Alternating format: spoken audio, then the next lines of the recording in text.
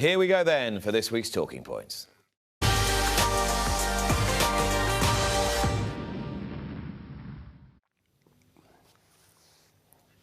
Right, Neil Channing, I've been told we've got to get a rattle on today. Oh, my God. Well, I don't know. We'll try. Let's try. There's only 6 of them. Right, full starts, first of all. And we can start the clock now. Let's take a look at the first 3 starts at Aintree yesterday, and you'll see there's no real uniformity here. Here's the first. Are they coming in? Oh, I know, they don't think they look like they are. They're all, like, slowing down and kind of... Nah, that's not a start, is it? No. Oh, yes, it is.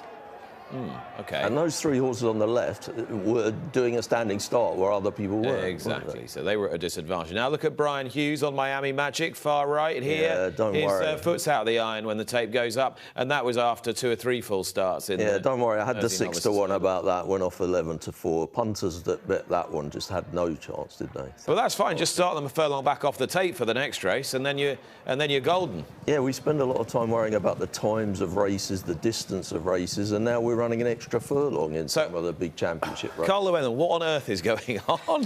You just can't work it out. There's no... If every cock-up was the same, you'd be able to understand it. Every start's different. Well, we did say after Cheltenham is that I think the 3-mile show, the Ultima, I think they were about 300 yards behind the start.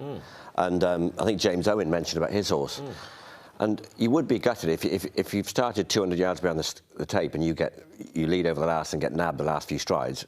Ultimately, if it had been the proper start, we had a standing start for the Brian Hughes race, and he had his foot out of the iron, and half of them were turning the wrong way. And then the first one, they've all made as though this isn't going to be a start, and he suddenly let them all go.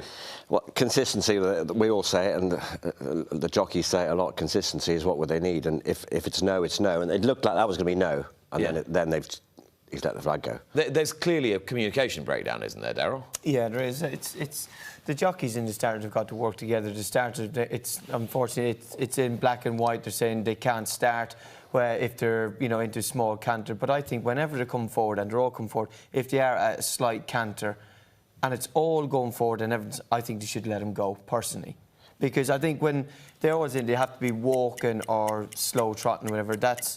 It's very, very difficult in them big fields to get them all going. And if they can let them go, as long as they're coming forward, not racing at the tape. I'm not saying racing at the tape, but if they're coming forward at a little bit more than a trot, I think they should let them go. You've got 20 runners in any race, let alone a big race, when everyone's adrenaline is up, and you're trying to get them to walk and not breaking. One's going to walk faster than the next one, so then you try and walk a bit faster, and then you get jogging. It's a mess. But if you start them a lot closer to the tape, they can't get going. They cannot get going so quick. Yeah, those ones seem better. Whenever they didn't do the long walk in 100 yards from the tape, I don't know where it's come from. Better. It's 100 yards. Sometimes it's 200 yards. Yeah, that's what I mean. Those 3 starts there are all totally different. Yeah, you can't get horses to come in. I mean, I started point of points once, and it is a nightmare. I think the biggest problem is, I think actually the horses are down to start too early. That was what then they're saying, go for a walk because you've got another 3 minutes or 2 minutes before the... That's what we want the races to be off. So you can't criticise them. That was something I was going to ask you guys, though, because I saw that on ITV. They were saying the jockeys don't know the time. They don't wear a watch. Nor do you. This clock finished about a minute ago. Yeah, don't worry about that. Obviously, they can't start the races early because of betting and whatever. But would it be an idea to have some kind of clock at the start so that everybody can see? The clock's not the problem, because the starter tells you how long to start. 2 minutes or 2.5 minutes. You have to go for a walk. The official starting time isn't the problem. It's the fact that they're starting off so far back. They seem to say on ITV that the jockeys had no idea what time it was going to start. I'm going to have to move you on to the David Power Cup, because I know you want to talk about that for 2 minutes, don't you? I had some thoughts about it the other day. I remember I was listening to this interview a couple of years ago with Barry Hearn. Now, everybody always says, Barry Hearn, wouldn't he be a great supremo for racing? He could boss everybody about and tell everyone how to run the sport. And he made a point that one of the problems in racing is that everyone's always arguing over who should get what share of any money that's going, and they should spend their time on just growing the pot of money instead of arguing about the money that is in there. And this got me thinking about Thatcherism and trickle-down economics. And how the hell did you crowbar Thatcher into the Power Cup? Supply-side economics. And obviously Thatcher believed that you know, you should deregulate things, put money into the economy at the top, and that eventually that would trickle down, and the proles at the bottom would get a bit of cash. Now, along come Flutter with a huge amount of cash, and they decide to pump it into one specific area of the sport. In fairness to Flutter, the then boss of Racecourse Media Group was the one that was trying to persuade them to make the first prize even more. And Flutter said, hang on a minute, no, we don't think that's quite right. No, but you know, they've pumped in a huge amount of new money that wasn't previously in the sport, and presumably, according to the kind of Barry Hearn way of thinking it, or the Thatcherite way of thinking it, that's a good thing because it's growing the pie and that's bringing money in, and everybody should be happy about that. But it turns out that the ROA is full of Marxists and Keynesian redistributive wealth people who would like to see the money spread around and concentrated in their area. Did it work as a concept? I think it was great. I thought it was great. That's all we needed. I thought one thing I noticed over the TV coverage was that the jockeys seemed like they were prepared to work a bit harder for their money.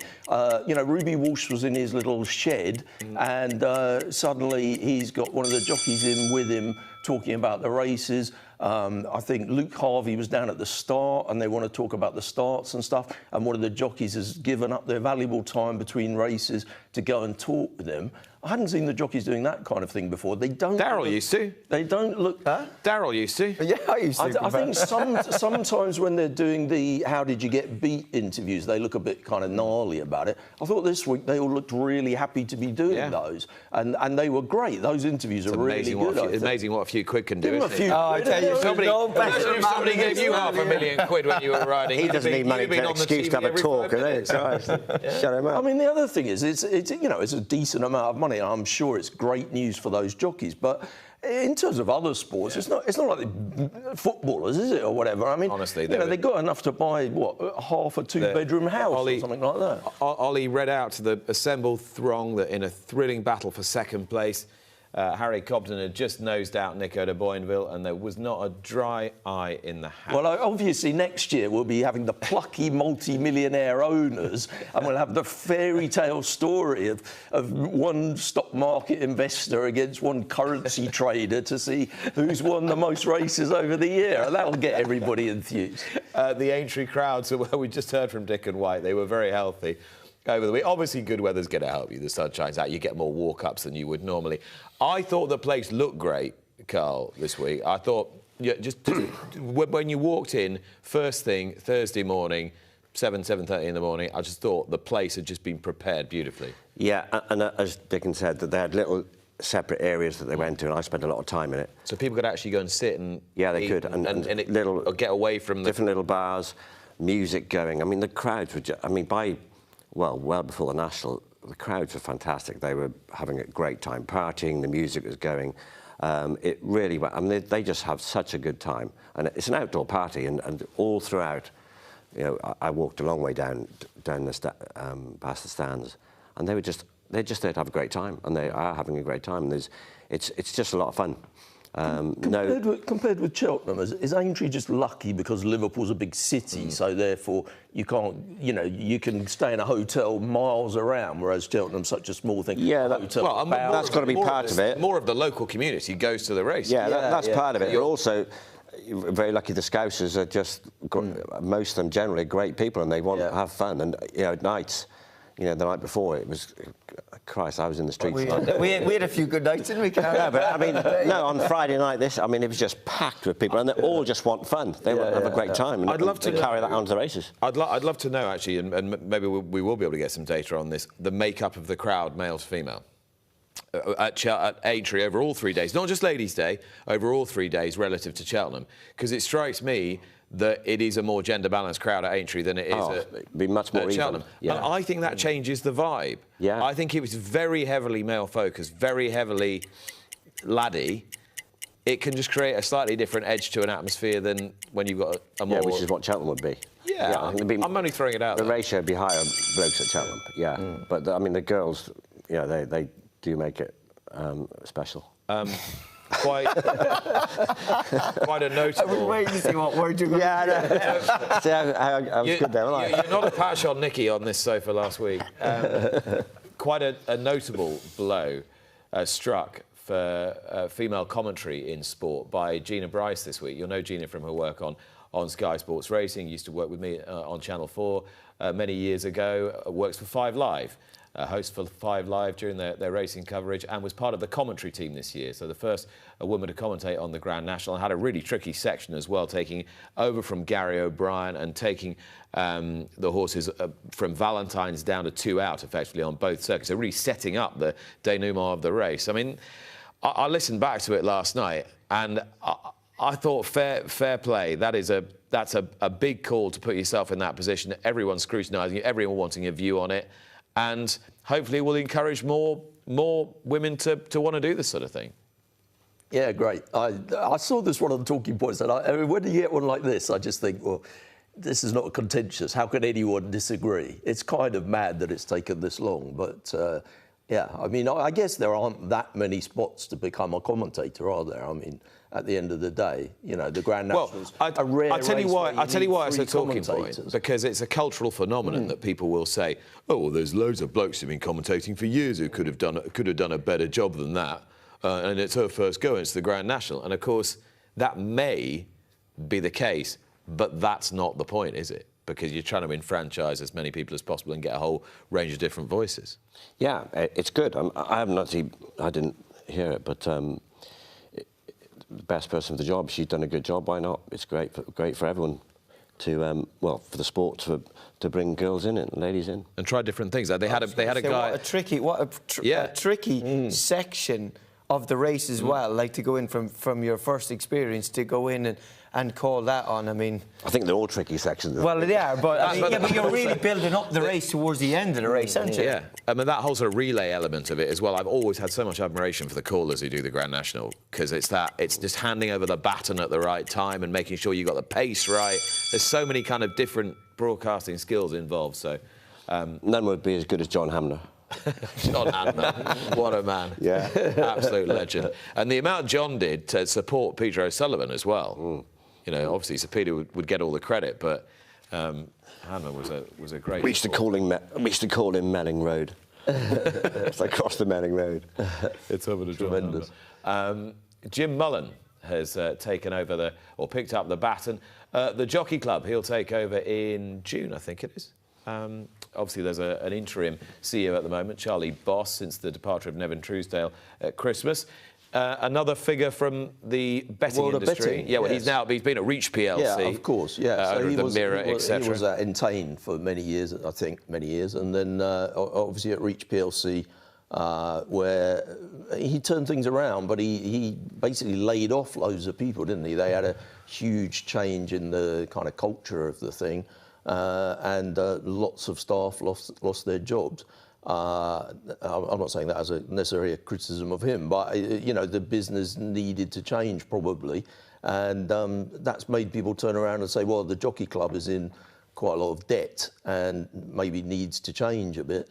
You know, they've brought in a man that's got a reputation for making tough decisions. Yeah, it's going to be interesting to see what goes on with it. What about, more broadly speaking, horse racing, once again recruiting in a senior role, someone with significant experience in a senior position in a major bookmaker? So, well, I mean, Martin Cruddas, obviously at ARC. Sure. Jim Mullen there. Yeah. I mean, obviously, it hasn't been that easy to recruit somebody. You know, the word on the street that seems to be a very open secret is that they offered the job to somebody in America who said they were going to take it and then didn't change their mind at the last minute. I think they've spent well over a year looking for someone, haven't they? So I'm imagining suitable candidates are not throwing themselves forward, and I think people are a bit sniffy, aren't they, about saying, oh, you know, how can we have people in the gambling industry? I mean, horse racing and gambling is intrinsically linked, whether you like it or not. And, you know, the man's a big racing fan who's also, you know, hugely experienced in gambling. Isn't that a good thing? This last talking point is far from contentious. Hayley Turner is retiring. She hasn't actually retired once before. I think once, maybe even twice. But she is retiring now. She's having a baby in October. She said this had been a decision she'd been planning for a couple of years. And the only sadness, Daryl, is that it was announced in the middle of Grand National Day when no one was taking a blind bit of notice. Yeah. And actually, her career, although she probably doesn't want any fuss, deserves quite a lot of fuss. Oh yeah, she set the bar for all of the female jockeys coming through now. She set the bar, and she's been a brilliant ambassador for the sport and for the lady riders coming through. She's really made it an open playing field now, and she's, you know, she made the you know, some of the younger generation, the stable, that believe that they can be jockeys and be very successful jockeys. And a lot, you know, Bridget Andrews, a lot of them, they all really looked up to her. Yeah, I sort of feel that she made it not a novelty that a woman was riding a horse in a big race. I think that was it. So if you'd had, you know, when Alex Greaves was dead heating in the Nunthorpe back in the 90s, it was kind of a novelty. I thought that that's what Hayley changed. Yeah. It became perfectly de rigueur for her to be riding in good races. She stood the test of time. Over a long period, lasted. She rode very well for a long period, and didn't try and make it about herself being a girl. She just was a jockey, and or is, and she did it consistently well for a long time. But I think she also had quite a significant impact on some of the younger women coming through. I mean, I talked to, you know, Saffie Osborne, very nearly won in Maidan last night. She always says how much of a mentor Hayley's been to her. Holly Doyle the same. Holly Doyle, you know, in all of her interviews, she's always said, like, you know, Hayley Turner was her inspiration, and that was to make her get better and better, because she wanted to follow in the footsteps of what Hayley's done. And I think fair play to her. She's a brilliant rider, a lovely lady, and what she's done for ladies jockeys is. It must make women jockeys today feel like one day soon there's a chance that they get their own changing rooms and proper facilities sorted out. I don't go down that road. But this is They've got their own changing room. Actually, if you look at, you know, and if you look at the schedule, there are many Jockey Club racecourses that need to pull the finger out a bit on that score. That's another talking point. I just threw that in there for fun. Just to stir the pot. You threw it in there for fun, but it underlines a very serious point. Those were this week's talking points.